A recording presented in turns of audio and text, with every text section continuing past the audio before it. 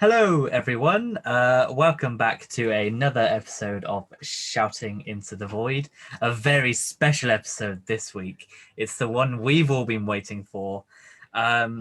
Before we begin, I'll give some context. Myself is Connor, and his self is Liam. And we've been going through the whole of Doctor Who, the whole of Doctor Who since 2005. So that's the I've forgotten the word again because it's not a reboot. The Revival. That's it. The new series, New Who from 2005. We've seen some great episodes, some brilliant pieces, but unfortunately, we're now at Series 2, Episode 10, which is Love and Monsters. Yay. Notoriously one of the worst Doctor Who episodes to exist, I think. But as I mentioned last week, I feel that it's become very much a meme, this episode, which I think if we look at just the episode without the context of the fandom, it's a bad episode. But if we put in the context of the fandom, it's a great episode because you can have so much fun with it and you can just take the piss. And it'll probably be a great drinking game. But we are looking at it as an episode. Unfortunately for itself. So what are your overall thoughts of Love and Monsters? Peter Kay's own Love and Monsters. I would say thanks for watching. See you next week. I really thought, you know what, I'm gonna sit down and, more often than not, things are better than I expect them to be. Things are, once you know what to expect from an episode or a movie or anything, if you watch it again the second time, I tend to enjoy them more because I know what to expect. So you'd think this should be okay. I mean, it's all right. I wasn't as utterly appalled as I thought I would be. It's still terrible, but that is a lot of my good favors with it do come from memes or just like the cast as opposed to any actual decisions that went into making or writing, directing, producing this episode in any way, shape or form, really. It's not good, really. I appreciate them trying to do something different. I think the concept is good. I think the ideas and the themes they explore, like the people being left behind, is great, but they just don't do it very well. And every other choice they made in making this episode, I feel like was the wrong one. Yeah, you can definitely tell that this is a filler episode purely just because the main two cast members that are billed in the credits probably have a combined screen time of maybe 3 minutes, maybe 5, of a 45-minute long episode where they're supposed to be the main characters. And I get it, it's budget reasons, and the Absorbaloff, the villain in the episode, was designed by a kid. It was a competition, so all good intentions, all like positive things to try and make this work. But it didn't. It was just I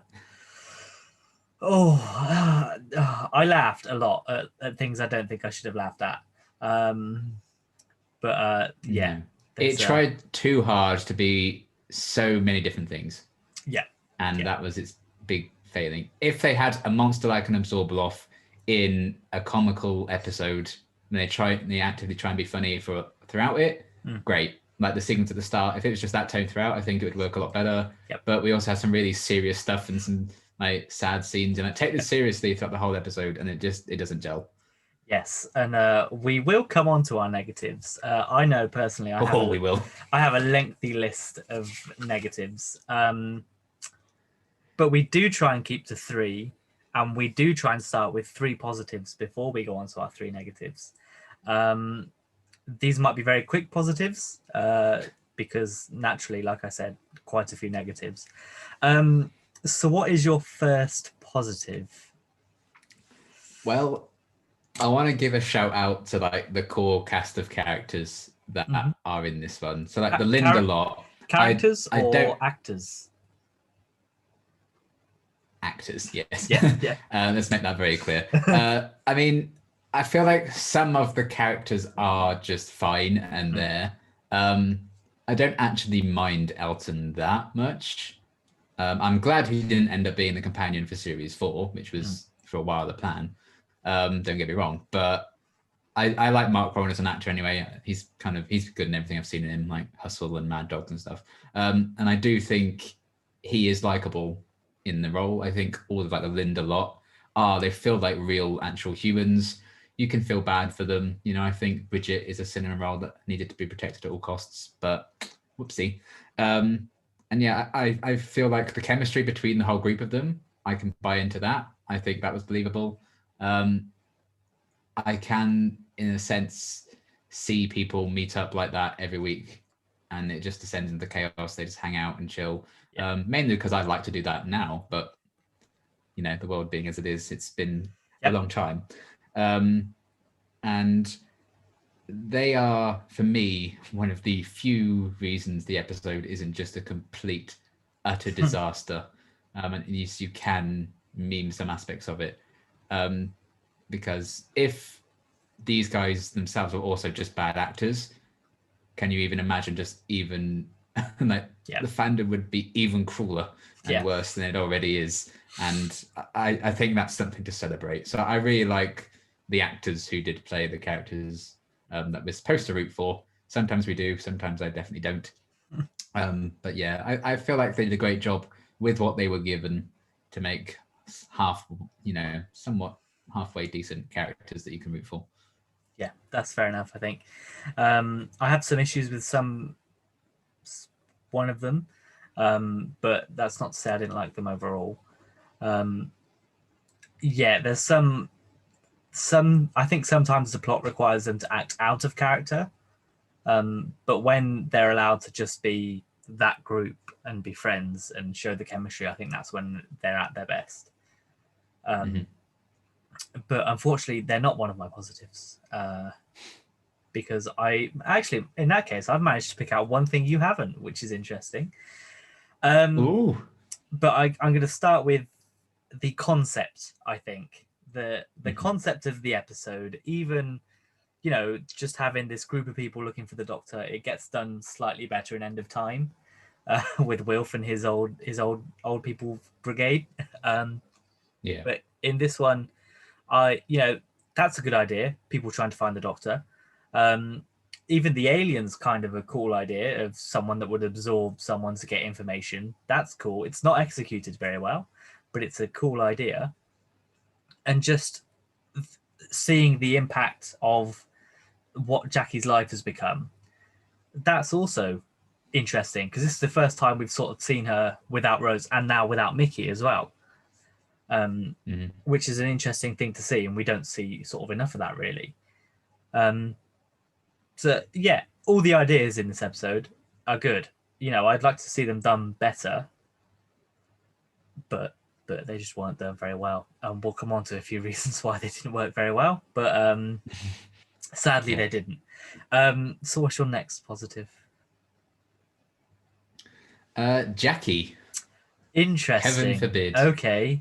Is Jackie. Sexual predatory aside. Yeah, we'll come on to that in my negatives. That's aged like milk. Especially when they tried to make it all like lighthearted and funny. Yep. No. But because I don't like the character's actions for a lot of the episode, granted, but I like what they do with the character in terms of exploring those who have been left behind, her loneliness, and her kind of opening up about that. I think sets up her reunion with Pete in the finale very well. It makes it all the more wholesome and like, oh yeah, that feels right, because we know how lonely she's been.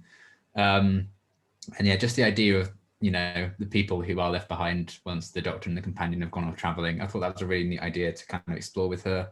They've showcased that she really understands the Dr. Moses life now. She's not happy about it. She's like, oh, I wish they'd call me more often, blah, blah, blah. But she accepts that that's just how it's going to be for the rest of Rose's life.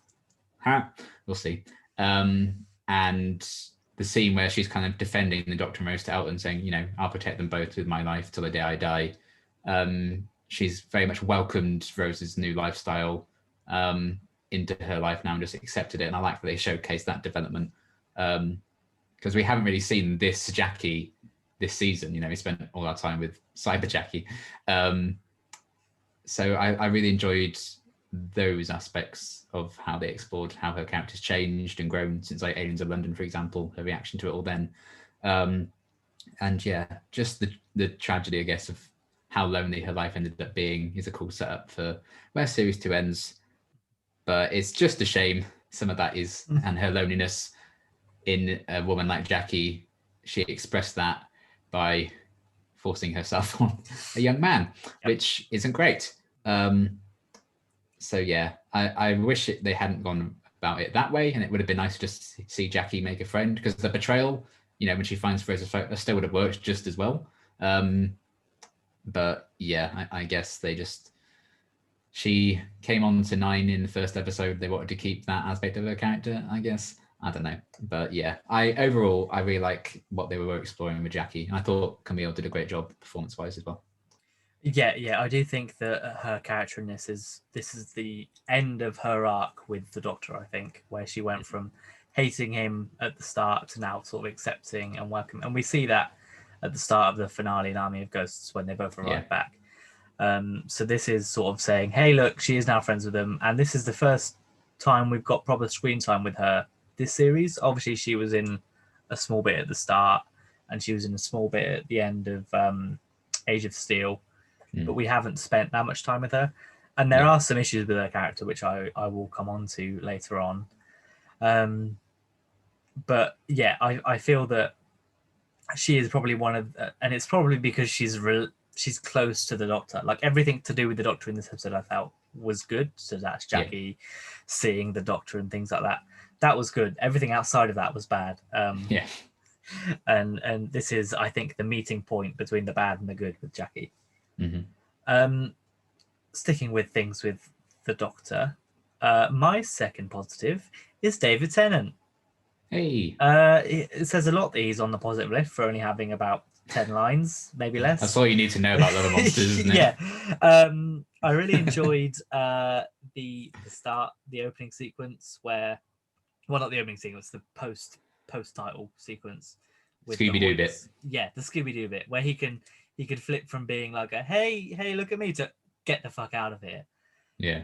And then even when they arrive right at the end, it's like, oh, well, yeah, kill him. And it's like, okay, every bit of line he delivers in this, I think, is great. Even the fetch a spade line, I think, that is easily like top 2 lines of the episode. I love that. And Victor Kennedy being like, I don't like being touched, literally or metaphorically, thank you. That made me cackle. That was so good. I wrote that down. So I think David Tennant in this, for his small part, I think, was a standout. And I think he has been kind of hit and miss, I think, for me this series, purely because I don't think he's had the best writing. And I think he's been sort of ironically left to the wayside, as we mentioned sort of last week. But in this episode, you felt like he was the Doctor arriving to save the day, which I guess is the whole point of his role in this story, really. Yeah. So what is your final positive? Well, speaking of stuff to do with the Doctor, I thought the story arc with Elton and the mystery of what happened when he was a kid, everything that tied into that, and the Doctor being there, and then the reveal that it was the night his mother was killed by a shade or something, I think they mentioned. I really enjoyed how they set that up, how they paid off, everything with it. I thought it was, again, I kind of wish that was the episode. Just focusing on that as opposed to all the other nonsense. But I just thought maybe if that was a B plot in another episode, it wouldn't have stood out so well. But just because so much of this episode was just nonsense, maybe that's why this really does hold up well. And I think it was a cool thing to do with, you know, a kid encountering the Doctor, having that big, long-lasting influence on his life, that overarching mystery of that's been kind of this driving force. I thought that tied up quite nicely in obviously a very bittersweet way because his mum's dead. Sad. Or is she? Did she just disappear into the playing field? Yeah, she just walked into the light. Oh well. But yeah, I thought of anything story-wise in this episode because, you know, the stuff I liked about Jackie was more character stuff than like the actual story arc they gave her. So story-wise, I think the only thing that really worked for me in this one was that aspect of things. So yeah, I really enjoyed the payoff and setup with that. Yeah. I've actually come up with another positive just as we were talking then. But I'll come on to that last because my next is the Hoiks. I love the Hoiks design. Such a good design. I just think it looks so cool, and it's such a waste Yeah. just to have it at the start of this episode. Mm. Just there's not much I can say. It just looks great. I know it comes back in Pandorica Opens very briefly. Yeah. And I'm sure it's in the background of some other shots. It's probably made an appearance in some Torchwood episode in the background. It's in Torchwood, yeah. It's in the series 2 finale. Owen runs into one. Oh right. Yes, I remember now. Yeah. So yeah. I like it. I like the design. I wish we had more. I'd love for an episode where the Hoiks was the main bad guy. Or just like there was some kind of, I don't know, pest that had invaded London and they needed whatever, because they're not intelligent creatures by the fact that it's scared away by a red bucket of water. You said blue. I said not blue. Oh dear. And like the episode I think peaked at that point where again it's just great. And I went, yeah, it says everything you need to know about Love and Monsters when one of your positives is a creature that you could have easily removed and nothing from Love and Monsters itself would have changed. No, definitely. But yeah, design was great and just the scene he was in was also great. The one I quickly thought of was I really enjoyed seeing all of the events of series 1 and 2 from Elton's point of view. I thought that was a great way of showing the human impact that these adventures had. It's something that I wish we get more of in Doctor Who as we go on. I think Russell T Davies is sort of, and his era is very good at showing the human impact of the aliens invading and how they all link together and everything like that. Because nowadays, sort of something will happen on Earth and then it's a case of, oh, it's forgotten, never mind. Who are the Daleks? I don't know. They've not invaded us before. Well, that's natural to happen in the show that's been going on for now, 16 years? Yeah, I think that's a necessity, I think, at a certain point. Yeah, so I can get why they're forgotten, but I like that everything's linked together. I wish they showed the pulley system that he had to invent to get his boots, because I don't know how that would have worked. No. But I'll allow it. And yeah, I just like seeing, because it goes all the way back to the Autons invading. I just think it's great. I know there was clearly a gap between Classic Who and New Who where just no aliens invaded Earth, and it was like, oh, okay, guess nothing happened, that's fine.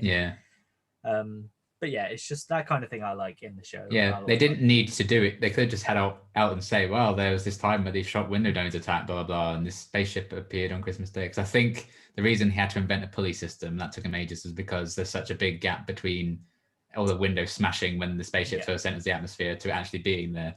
So it would have been funny to have seen that. Of all the things they showed, like him dancing to ELO and all of that, they could have shown us a clip of that. But yeah, they could have easily just said it, but I like that they showed it.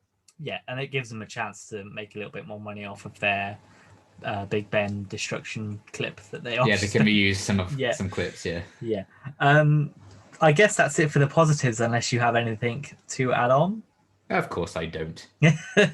Right, brilliant. That took all of like 10 minutes. So let's crack on with the negatives of the episode. What are you starting with?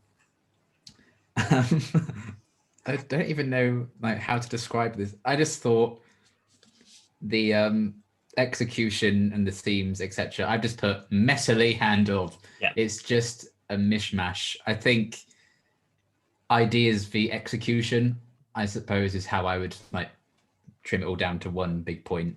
I think, again, we mentioned it in the start, if the Absorbloff had been the villain in an episode, much like the opening sequence, and that was all the same tone and stuff, I think that could have worked. It may not have been an episode I would have enjoyed, because I'd be like, well, this is a bit too silly, but at least it would have been cohesive. The fact that this tried to be so many things, I think, in terms of character stuff, and then tone, villains, all of that. We had Bridget and her missing daughter. That opens up about that and breaks down. Yep. Then that's instantly undercut, because she's absorbed by a big green blob played by famous comedian Peter Kay. Yeah. He's proper thick accent when he reveals his true form. And yeah.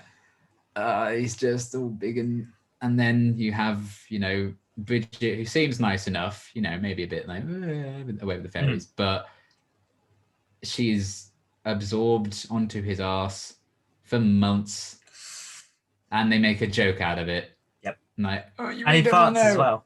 He farts. Yeah. Like when he goes, I was like, "There's actually a fart there," which I was like, And then you just kill her. And even when Ursula's been absorbed, she's like, "Oh, you're next." And Mr. Skinner's like, "Oh, run!" And Bridget's like, "Run, Elton!" And she just goes, I'm like, "Come on now." It's supposed to be like a big dramatic moment. Ursula's seemingly gone forever, and then and he's like, even like just a bit of a stretch when he jumps up the desk and everything, and like the music and the opening bit is I'm like, no, I did not have this much energy episode. Calm the hell down. And obviously like the Scooby-Doo sequence at the start, it can work if you just roll with that tone, but they don't. They try and do serious stuff, oh, I've been left behind, it's hard being here, and all this depth they're trying to show. Oh, I used to have a friend, Mickey, who did this, but he's gone now, bless him. That's a really lovely moment that she's like remembering Mickey fondly. But it's all just undercut by this green alien chasing a guy in broad daylight into an alley. Linda United, as these faces try and pull away, and then they just snap a cane and he melts into the ground, and then she becomes a slab, and they try and no, it's just tonally in the way they execute things. The really interesting, deep, sad character beats and ideas are completely trashed and overshadowed by the bits everyone memes now, which is a huge shame. Yeah, I think one of mine is literally the tone is all over the place. Because we go from literally Elton basically pleading with the Absorbaloff to give Ursula back, to then being chased by a man going, "Ooh." I was like, "Get this tastes like chicken." Yeah, I was like, come on. And yeah, there are serious moments in this, which I'm like, that's fine, great. Have the serious moments, and you can have it be light-hearted as well. It doesn't have to be serious all the time, but when you hire a comedian for a villainous role, you don't want serious bits in your episode. It's just because like Simon Pegg in series 1, that works with a comedian as a villain because they stick to one thing. Yeah, like he can be a bit funny in how he delivers some lines and stuff. Like, oh, I call him Max. He has humorous moments, but it's just so overblown in this one. And he's like, oh, that was the night my mother died. Cut to, oh, we can restore Ursula, glasses and all, in this stone slab. Yep. I think a good example of comedy and seriousness is it the Wedding of River Song, one of Peter Capaldi's episodes. Obviously, the villain in there is Greg Davis, who's that's the husband of River Song. And so obviously that's a good episode to show, hey, you can have comical moments, but it's got a serious heart to it and some serious moments. But yeah, this one just chopped and changed. It couldn't pick a lane, I don't think. No. Especially when you've had the Doctor and Rose turn up with a bit of bacon and some buckets, and then turn up later and go, "Oh, my mum's crying! How dare you!" Yeah. And even that episode, like, that's kind of good comedy that they've turned up and they're now focused on that. That's good, but just everything else, it's not. Yeah. Oh, yeah. So my first negative, the Absorbaloff itself. Not necessarily the idea, because like I said, the idea of the Absorbaloff makes sense. Yeah. The casting, I don't think necessarily works. Although you can tell Peter Kay is giving it his all and he is hamming it up massively, which he's probably been told to do because he's a comedian, and if you get a comedian in, you want them to do that. Think whoever it is that's in Planet of the Dead, the comedian in that one that plays the scientist. Oh, Lee. Is it Lee something? Is it Lee Evans? Lee Evans. Yeah. Him. That works. He's hamming it up. He's a comedian. It's fine. But he's not the central villain or one of the, he's not supposed to be a serious character. But you're supposed to feel the Absorbaloff is a threat. Which, to be fair, if he was running at me down a street, I would shit myself and run. The look on his face when he's absorbing Ursula is really scary. Yeah. That's the only point he's scary or threatening. Yeah, but when he's talking, I'm like, nah, sorry, I don't. Yeah. This isn't for me. And then just I want to know more about the species. So first of all, what's the point in absorbing people if they can just pull against you and cause you a lot of pain? Are you supposed to absorb people, or has he just done it because he's on Earth? You know, are they not supposed to do that? Is there laws against it on his planet? And then why are the faces? What good does the faces coming on your skin have? You know, how do you evolve to that? What point do they go? Oh yeah, we need that. Our evolution has clearly said that we may. I just don't get it. I don't know. Although I will say one thing, I did like the contrast between Raxacoricofallapatorius and Clomp. I thought that was hilarious. But again, it was a serious moment, and that just sort of takes you out of it a little bit. Yeah. If Peter Kay was in a different role in a different episode, or even if this monster was in a different episode, it might have worked a bit better. But just the design, the little underwear he's got on as he runs, the way he runs to start with. I noticed like most of it is just him going, but then there's some like really sped up bits that make him look even worse. I'm like, oh no, stop. Yeah. But yeah, it's just, and I know it was made by a kid. A kid designed it, and he won a competition, and good for him. But he didn't design the episode. You know, he didn't write this episode. Adult wrote that. An adult got paid to write this episode and write the thing like that. So if I was that kid, I'd be pretty pissed off. But yeah, that's my first negative, the Absorbaloff. I'm afraid. Yeah. Sorry, Peter I understand. And I like Peter Kay. You know, I quite liked his comedy specials. He's great in, is it Car Share? Car Share's fantastic. Yeah, he's great outside of this. And again, he might have been good in a different episode, in a different role, or even with the Absorbaloff, but just doesn't work. And the fact that it reminds you of the Slitheen, an infinitely better villain, also doesn't help. And I think we had an issue with the tone in Aliens of London as well, with the Slitheen in their fight. I definitely did, yeah. And so there is some parallels with that. It seems that they can't make a big green monster without having some issues with comedy. No. But yeah, so what's your next negative? Your nexcative? Nexcative. Ursula's ending. The pavement slab. Right.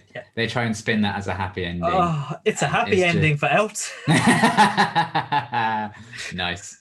I tried to refrain from making it too dirty, but you took it there, so that's fine. It's just bizarre. How it's a kids show. How did anyone read that in the script and thought, let's do that?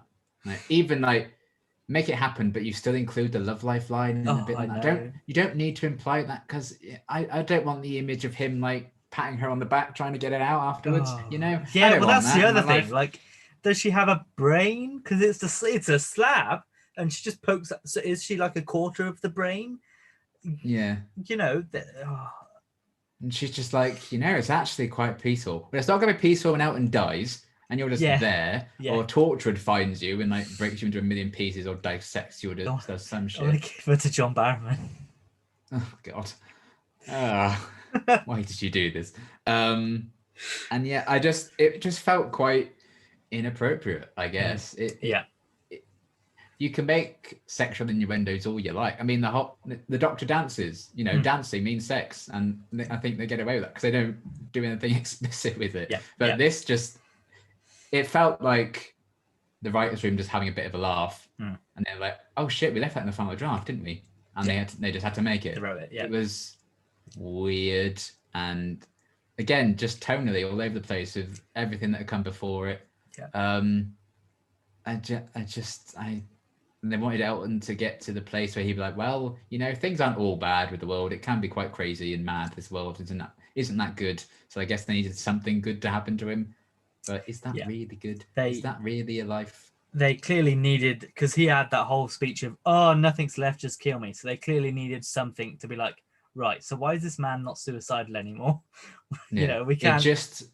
It poses way too many questions than that, and therefore that doesn't make it really satisfying, I think, as an ending. Even when I was a kid, I was like, that's weird.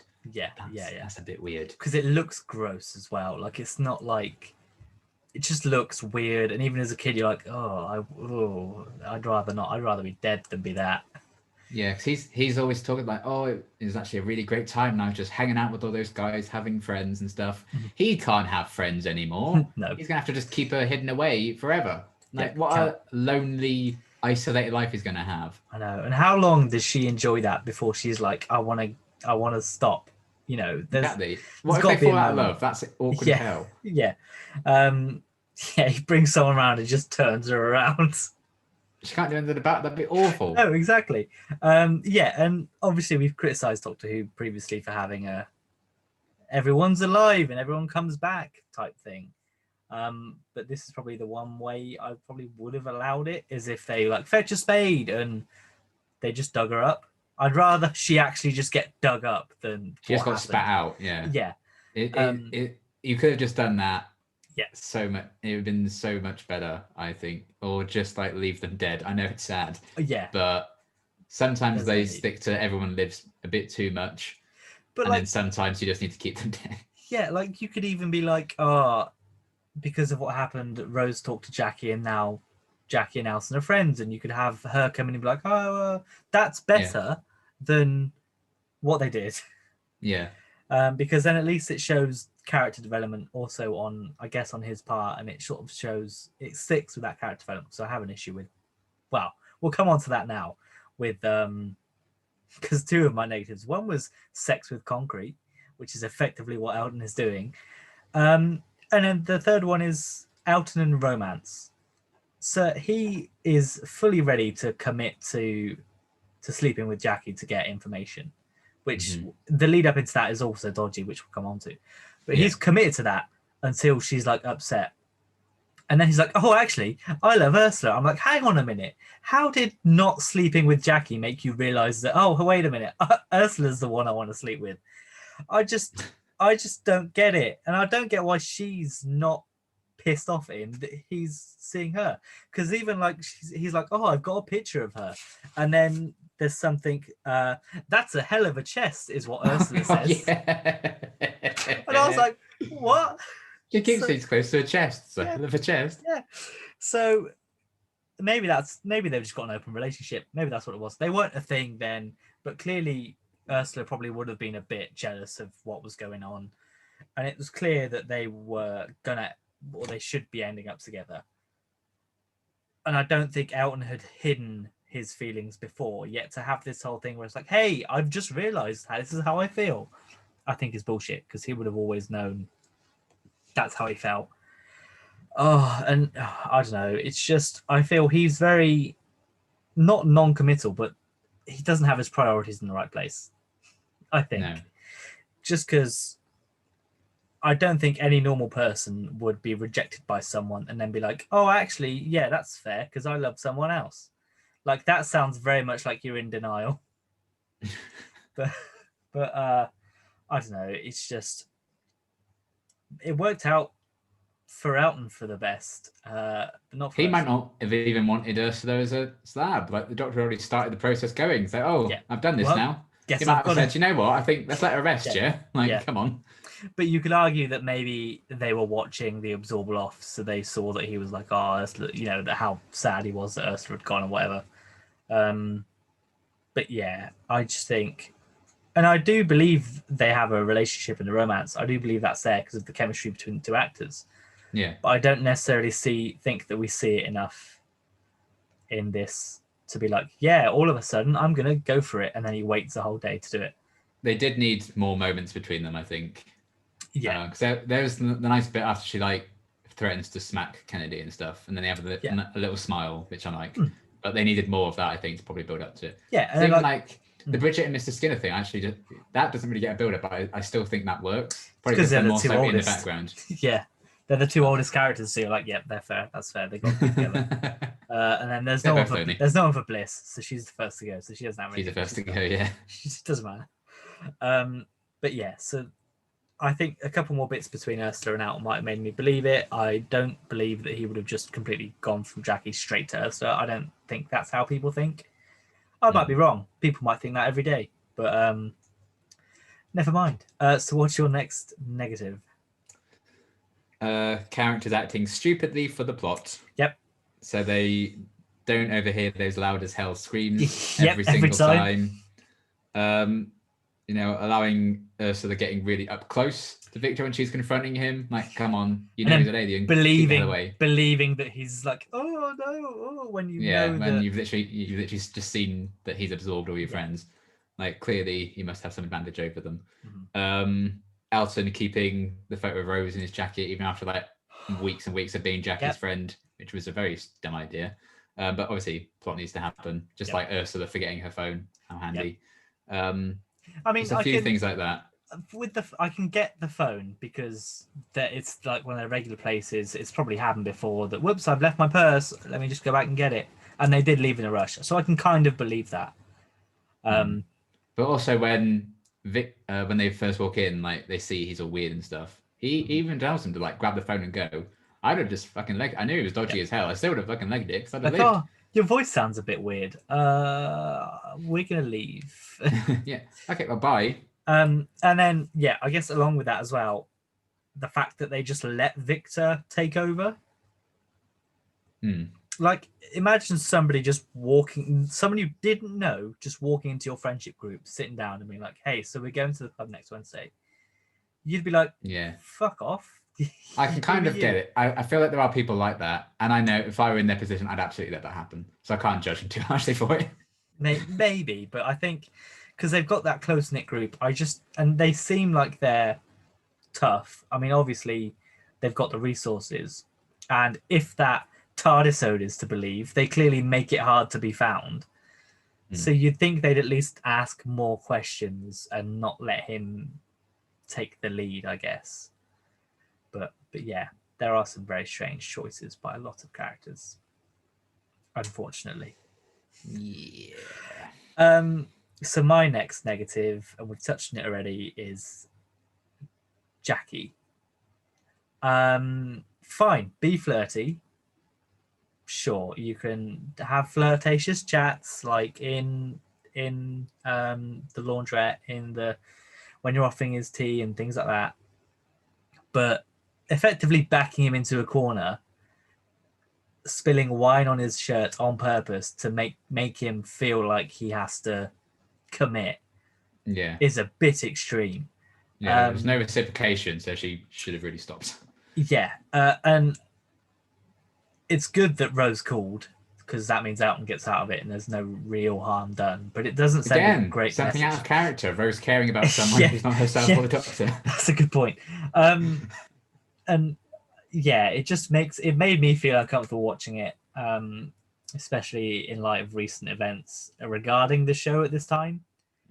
I don't know who did Russell write this episode, or was it somebody else? Yeah. So I think that's also maybe a slight theme with Russell's writing as well.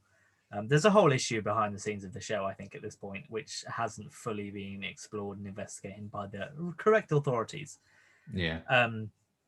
But yeah, knowing all that, it just doesn't sit right with me. The fact that Elton just has to kind of effectively be like, yeah, okay, let's just do this, also makes me uncomfortable. And then she has the nerve to be like, oh, you were just going to use me. Like, what the hell were you doing to him then? But yeah, I just uncomfortable at the highest level, I think, for myself. Yeah, that's fair. Unfortunately. What's your next negative? We've gone past 3 at this point. We're just steamrolling. Yeah, this is my last one, really. Okay. I just thought. Oh, no. My pen. Keep going. No. It was more so like some of the editing I thought was a bit weird. Near at the start, more so. There were a lot of unnecessary cuts, and it just took me out of it a bit. Some Dutch angles with the it's a strange industrial estate. And it was just the fact that some of it was just like Elton's camera, that point of view and stuff, and then it was just, oh, now we're here. And like, is Elton like telling this bit, and like, but we're seeing it, and like poor Ursula, and then it cuts to her screaming or whatever near the start. Yeah, I feel like they could have also maybe cohesively done that a bit better in editing, maybe just a bit more of a distinction between it, because again, they had the idea of like doing it, but I suppose they didn't quite commit to doing the whole, like the big chunk of the episode being like that, maybe bookended by different scenes. He's like, oh, this whole opening sequence is really exciting. I'm like, well, you didn't film it. That's why I put it at the start. It's just there. And he's like, well, I put that at the start because it's an exciting opening. Like, well, what was at the start? You just talking about it? It's still not particularly exciting, is it? No. So, yeah, a bit of how the episode put together in that way. I was like, Yeah, I think there's an issue around when Elton's, because it's obviously Elton's recording this as the weeks go on. So at the start of the episode, I guess he's just talking about Linda. Yeah. But by the end, he's now talking about how it's fallen apart. I don't know where that transition is, where he starts talking in the present to the past. Yeah. Because obviously he starts talking, then it cuts to Ursula holding the camera. It's like, well, this clearly wasn't filmed right at the end of events because she's a slab. She wouldn't be able to hold the camera. Just holding it in her mouth. Like, unless she's got like a GoPro and she's got it between her teeth. But like even then, it just doesn't. Yeah, it's just a strange format that I think it might be a budgetary thing again, because they can clearly just sit the camera down, not have it as high quality, and just say, there you go, talk to the camera. It definitely is. They wrote it knowing a lot of it needed to be on location filming. They only had one day in a studio filming this one. Yeah, and even so, you could just put this in a literal person's bedroom, just sit them at a desk with a camera and just talk to it, and that's it. Yeah. Yeah, definitely some editing issues. And with the flash forwards, I think they ruined the episode, especially the Ursula one, where it's like, oh, well, she dies then. Yeah. Like, because at that point, we don't know anyone's dead. No. You know, we know there's issues and stuff, but we don't know that everybody's died. So I think that kind of ruined how it was going. Yeah, even and again, like, it's a bit manipulative as well, because when he talks about Ursula, then clearly everything's already happened, and he's like, oh yeah, she's a good friend. That's it. Yeah. Hello, she's probably right there, being like, you bastard. Yeah, exactly. And then like, there's a bit where it's like, oh, and this is the story of how I met Ursula. It's like, oh, hi. Oh.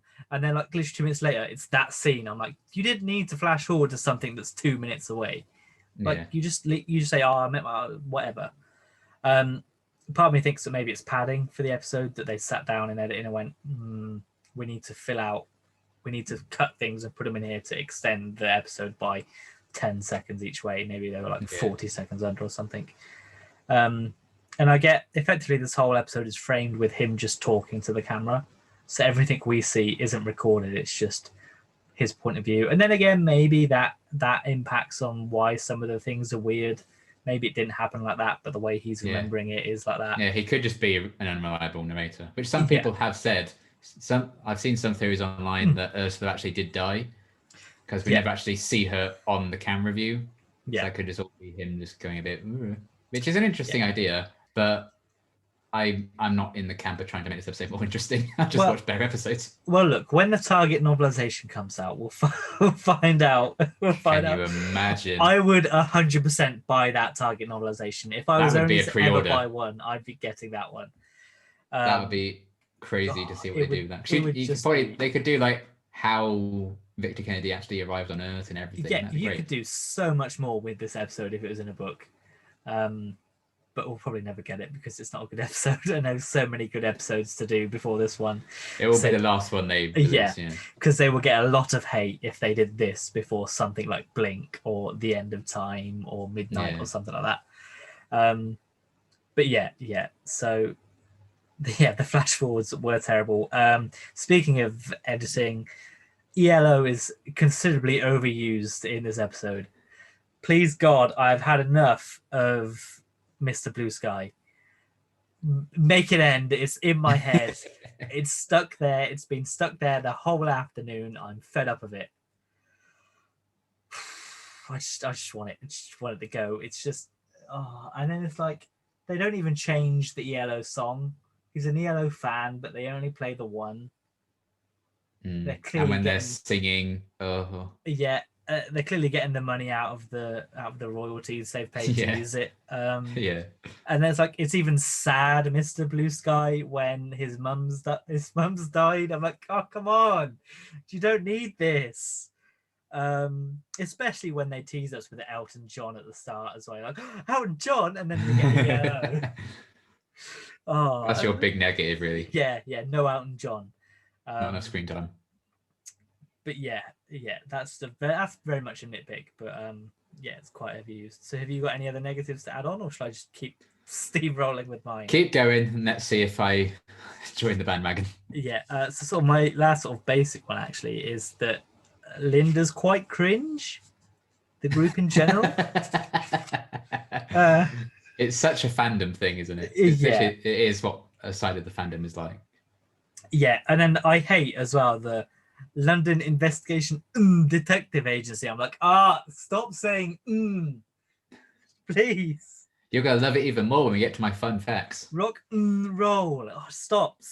Fish and chips. Yeah, I'm like, please stop. And then Bliss has demonstrated that she can sing. So why isn't she singing in the band? It's because Elton can do fuck all else. Just leave it dancing. And then this right now we're getting really into my nitpicks. There's one bit where it's like, it's gonna get scary, and I've just written, it does not get scary. It never has and never will get scary. Yeah, the episode starts with intrigue because it does. It's kind of like somebody stumbling upon it, what's going on. As I said, it goes here and then it drops. David and Billy... I do actually, to be fair, I do think it starts out very well. Yeah. But you just very, very quickly be like, oh no, oh no, yeah, exactly. Turn back. David and Billy shouldn't be in the opening title credits because they're not in this episode enough to be in there, but obviously they're the lead cast, and no matter what, they'll put in. Yeah, downhill. Story has a good idea, the mystery of the Doctor and everything. Also, when Elton's like, the computer was going mad, his computer explodes. Yeah. That's not how the internet works. What are you doing? Yeah, I don't know if that was like a joke I didn't understand, or if that was that Torchwood blowing it up or something. I don't know. Yeah, that's what I thought maybe. But then the fact that he could then continue afterwards makes me think that it was just the poor script making it blow up. Yeah. Yeah, the missing child is pretty dark from Bridget. That went, okay. And then with the music, I went, thank God Peter Kay arrives to stop them. Yeah. When they're singing. And then the best thing he did. How does he then go, lights, and the lights turn on? Did he have a timer? Did he just why did they turn off? Yeah. And then I put, remember Torchwood? Because that gets mentioned, because obviously that's the main arc. And then remember Bad Wolf? Because they do mention the Bad Wolf virus, which doesn't necessarily mean Rose did it. No, because it doesn't make sense for her to do it. But I reckon it's just a wink, wink kind of thing. Yeah, in my head, I'd say that was Captain Jack as part of Torchwood, deleting files of Rose because he's trying to protect her and doesn't want anyone else interfering for whatever reason. That's my acceptance. And then I don't like to be touched literally or metaphorically. I was like, what? That's the best line of the episode.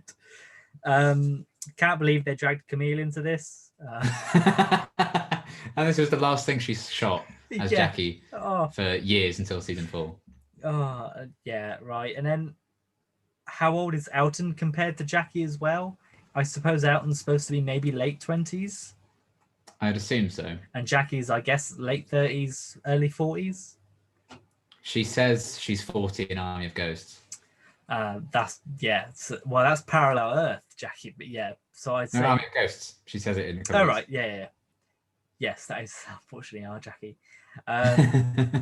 So yeah, that's a good age difference there, which kind of makes it a bit worse if you think about what she did, but fine. Wholesome Bridget and Mr. Skinner. And then for every single one sometime gets absorbed, I've put, how don't they hear Bliss scream? How don't they hear Bridget scream? How don't they hear Mr. Skinner scream every time? They're literally walking back when Mr. Skinner's screaming. They still don't hear it. Terrible. It's when Jackie's like, put your shirt back on. I'm like, he can't put his shirt back on. You just spilt wine over it. He can put it back on and just won't be very comfortable. And in all caps, why would you take the picture? How did Jackie's rejection point you to Ursula? Because that doesn't make any sense. The Absorbaloff reveal is comical, and then I put, should I take this seriously? Because I was like, is this correct? Should I find this funny, or should I be like, oh no, it's the alien? I think the physical makeup when they zoom in on the Absorber faces is great. Yeah. But then when they zoom out and their CGI faces on the body, bad, terrible. Poor Bliss being on the ass. I like how he's like, I'm such a slow and clumsy beast. And I'm like, that's good, but Ursula shouldn't fall for that. Like, you've studied the Doctor and everything for so long. That should not take you by surprise. Yeah. I've even put, can't believe Ursula fell for that. She was more like wary and volatile towards him when she thought he was a human than when he was an alien. I was like, come on. I know. I've put, I would be horrified if that chased me. And then I've gone, but it runs fucking hilariously. So, and all that back hair. I'm like, oh man. I was like, thank God he took the cane with him. Rose is a hypocrite because she is. Because she, nobody can be mean to my mum except for you, Rose. Multiple times in series 1. You never call her. Terrible. That upsets her. And That's you a don't whole call arc in her. this episode. So what are you trying to achieve here? Clom, love the contrast with it being Clom. What's the point in absorbing your victims if they can just like work together to try and kill you? That doesn't make any sense. The Absorbaloff basically says, you stupid bastard, as it's dying. It only cuts off right at the end. So it's effectively, you stupid bastard. Like, you can tell. There's no way, it's not you stupid, but... So you can tell what he was saying. Also, Earth is now the Absorbaloff. Yep. So maybe he could come back. That's not. Oh, I don't think Peter Kay would ever do this again. No, he wouldn't. I do think that Elton's backstory was forgotten about for most of it. Up until sort of the end when they were like, oh, hey, don't forget that he's actually chasing the Doctor because of something that happened when he was a kid. Don't forget that. Here's the explanation. We'd get there.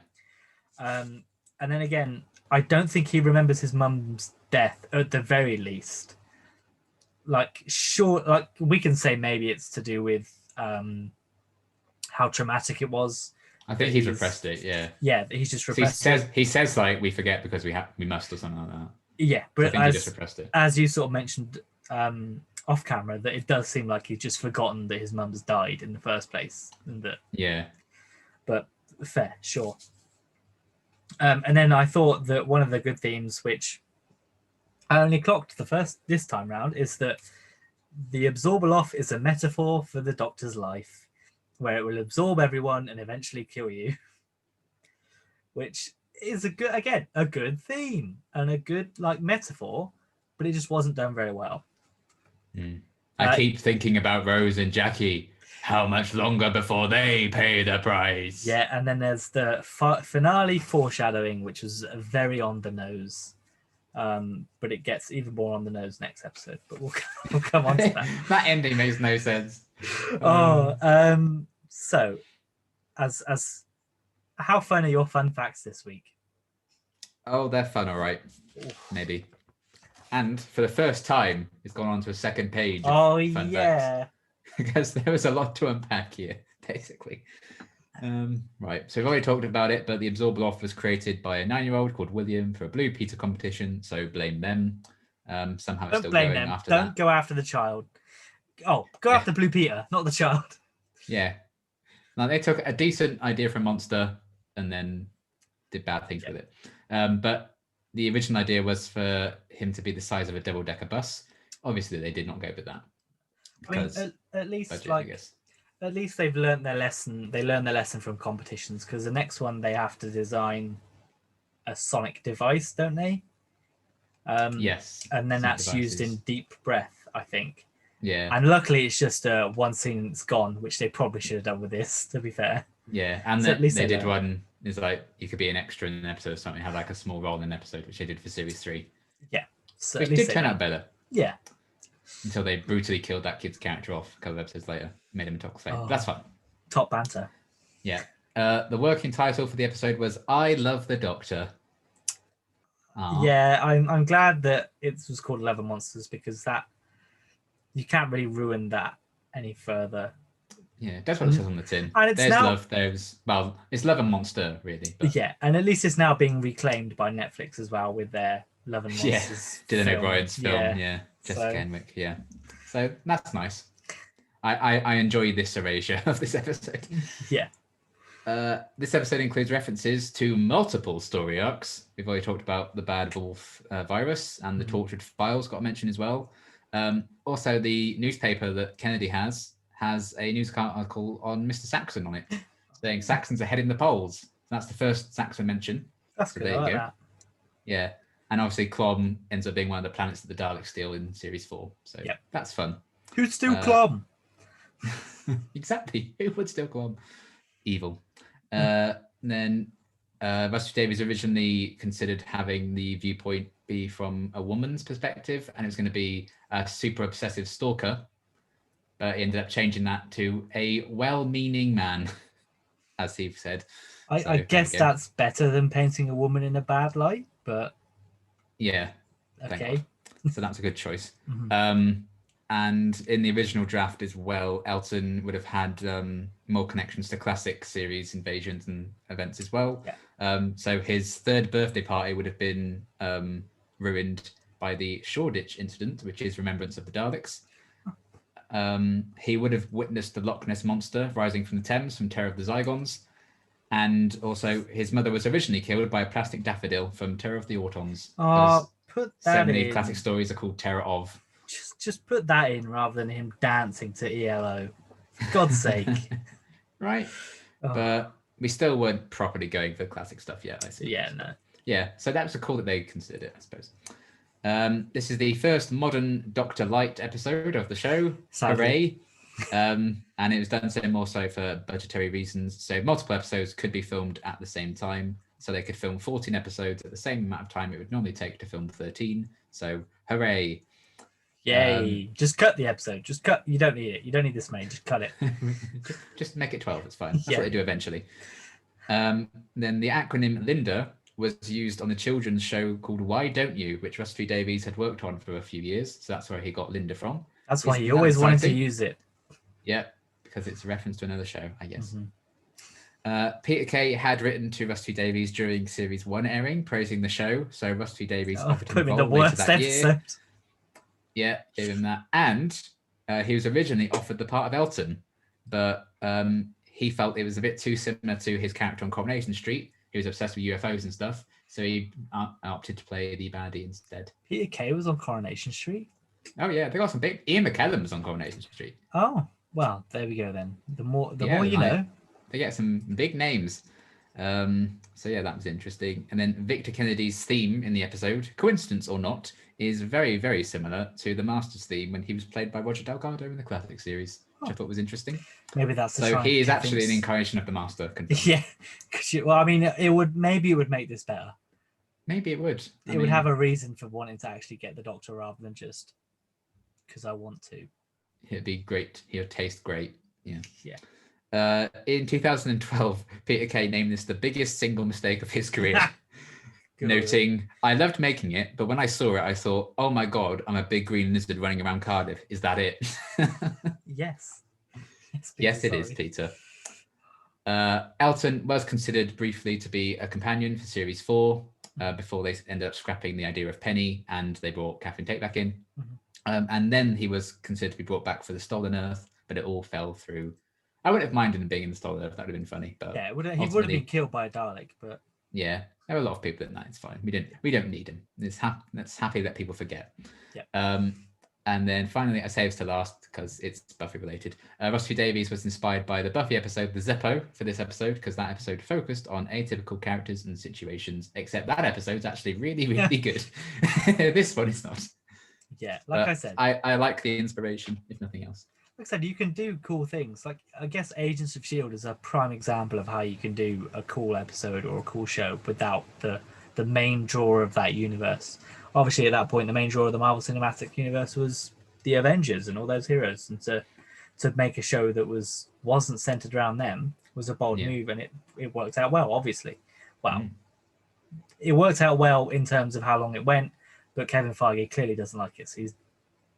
So bye. He's like, no, I'm going to disregard the best thing Marvel did, but that's fine. Yeah, but so that's how you can do it well, because you don't need that, and you could expand, and maybe if it's a better episode, there'd be Big Finish, and they'd have come back as a whatever. But Yeah. Well, to be fair, there probably is a Big Finish Linda thing. I haven't checked. It probably, There almost like he definitely actually, he knocked hers off the shelf and she just smashed. is. Yeah. He slammed the door too hard and she fell off the shelf. Oh, she's been stuck on her face. Just suffocates. Oh, but yeah, I don't know. It's just this whole episode was just and a lesson in how not to make a Doctor and Companion light episode, I think. Yeah, the potential was there. Yeah, the ideas and themes were good. Mhm. Maybe if this had been like the third or fourth Doctor Light episode they'd made, I think they'd have a lot more experience with it. It actually could have been something quite cool, but nah. You can tell that it was all the B-listers making this while the main cast and crew were doing the other episodes. Yeah, it worked out better when they did Blink and Turn Left. Yeah, and even like Midnight, where it's Companion Light as well. Yeah. So, because I assumed that Turn Left and Midnight were filmed at the same time, Yeah, so they they were, could get, which is fair. And Blink is obviously a much, much better example of how you can do this kind of episode. Yeah. So with that being said, out of 10, what are you rating it? I gave it a 4. I was tempted with 4.5 because Long Game I also gave a 4.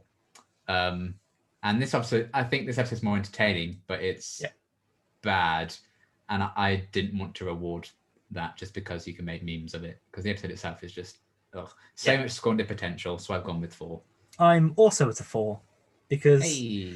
and as we've discussed previously, it's what you make of it. I think if you go into this episode adamant to take it seriously, you're going to have a worse time than we did. Yeah. We went in knowing how bad it is and knowing that there's humor in there to be had at how bad it is, which is why there's a whole so bad it's good type thing. It's why things like The Room became the biggest memes. There are so many bad films that have gone on to have cult like status because they're so bad. Even Cats to some extent recently, it's so bad that people just went to laugh at it. And you can do that with this so much. Well, exactly, like you can do that with this. You can sit down with some alcohol or whatever you wish to consume, and you can have a good time. You can laugh. It's a good episode to put on if you're having friends over and be like, let's just watch this piece of shit while we talk. And I bet this episode is fantastic when you're drunk. It must be. It must. I genuinely have a great time with it, I think. But maybe that's something we'll do eventually. Yeah, let's do a drunk rewatch. We'll have to come up with some drunk rules to play. Yeah. Finish your drink every time they play Mr. Yellow. Blue Sky. No. We'd be on the floor within the first 5 minutes. But yeah, so I think if you go into this knowing that it's not great, but there's still some fun to have, I think you'll be fine. This is probably one of the lowest that I'd give, but there are a couple of episodes that I'd probably give lower. Maybe that'll be next week. We'll see how it goes. Yeah, there's always next week. I'm sure next week is better. Well, that's it. We'll come on to that now. So next week is, I guess, it's not notoriously bad, I don't think. I think it's just bad, this one. It's Fear Her, which is set in 2012 London, and some kids are going missing. Rose and the Doctor turn up, and at least they're in it this time. But they've got to turn up and find out what's taking all these kids. As far as I can remember, I think it's not as fun as this episode, which is probably what's going to take it down for me. How do you remember it? I think it's fine. I actually think I prefer it to this. Okay. What I remember. But I feel like it does do some like dark, serious stuff like the abusive father and stuff. But it doesn't have as many silly moments that ruin it. I feel like for the most part, there's still singing in it, actually, isn't there? What is it with singing in these past couple of weeks? Then naturally, Kookaburra sits in the old gum naturally, there's the Doctor being A, stuck in the drawing. B, the supporting characters are nowhere near as good, I will say. How dare you do that to Ken? Apart from Kel. Kel? The council van! The best I'm council reporting worker. you to the council! Yes. So again, there's been quite a few memes come out of this one, to be fair, with mainly that one. Yeah. With the whole council. That exploded, yeah. I'm also interested to see how well the 2012 Olympics references hold up. Because obviously this was out 6 years before that happened. Yeah. I remember there's like a Shane Ward poster for his concert. I'm like, he's best known for Coronation Street now. I'm sorry. Hate to break it to you. Never mind. Yeah, I think there are going to be some good moments in this purely because the Doctor and Rose are in it. I will be interested to see if I feel it's as bad, worse, or maybe better than this one. Yeah. If it's better, I don't think it's going to be miles better. No, definitely not. But as we sort of said previously, no Doctor Who episode is like, well, you can always find an issue with the Doctor Who episode, no matter how good you think they are. Yeah. And you can always find positives in the worst ones. Maybe. Yeah. We'll see when we come to Kill the Moon. But that's going to be a ride. I know. So there are, again, and we said this with our other bad episodes, don't skip this one if you're watching it for the first time, or even if you're really watching it. I think there's some value in watching it purely for character development of Jackie, maybe the Doctor and Rose scenes, and some funny moments as well. So it's definitely worth a watch. I don't think I'd probably ever say skip this episode for any episode of Doctor Who, to be fair. No. But it's definitely not the best. Yeah, that's definitely joint last so far with the long game. So we both gave that a 4 as well. Yeah. I was thinking, and I think that is well deserved. Yeah. I mean, I probably do enjoy this one a bit more than the long game, but maybe because it seems to be a bit more unique. Yeah. Whereas the long game just feels kind of bland, basic, and boring. Yeah. But it is what it is. It seems so far we've had a terrible episode per season. Will that stay? I can't remember. Maybe 42 is the bad one in series 3. I like one. 42. For me, what would be my least favorite? Lazarus Experiment? I think that would be my least favorite. Yeah, but even then I'm thinking there's already some... What's the early episodes? I mean, Shakespeare Code. I like the Shakespeare Code. Gridlock. I don't like the writer.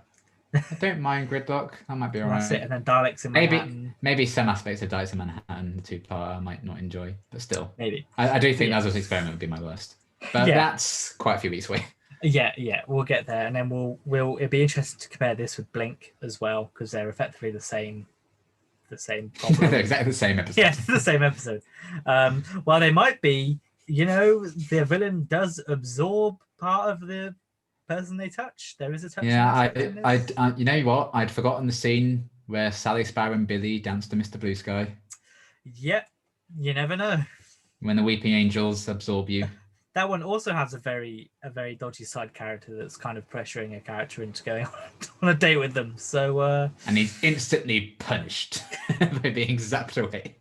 Yeah. As he should. But yes, that will do it for this week. If you liked the episode, please, by all means, let us know. Yeah. But let us know in the comments why you like this episode. Dislike. And then obviously let us know your thoughts on the episode as a whole. Stick around here for more Doctor Who content.